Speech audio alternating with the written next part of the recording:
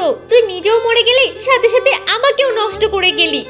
আমি গরিব ছিলাম না, আমি ছিনতাই করছিলাম। হ্যাঁ হ্যাঁ জানি জানি, এই জন্য তো প্রতিদিন এখনো পুলিশ যাওয়া আসা করে তোমার জন্য। আমি যতগুলো চুরি করেছি এখনো সেগুলো আছে। সেখানে আমাকে নিয়ে চল একটা জাদুর দরজার সামনে।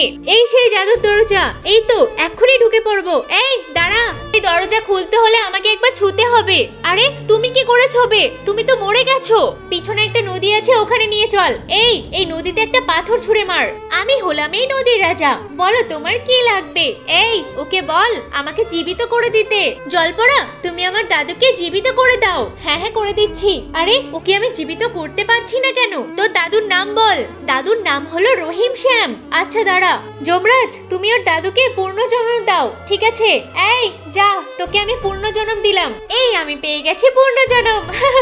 কতগুলো টাকা পয়সা নিয়ে এখন ফুর্তি করব। এখন শুধু আমার হাতে ছাপ দেওয়ার পালা, আর কি লাগে? দিলাম।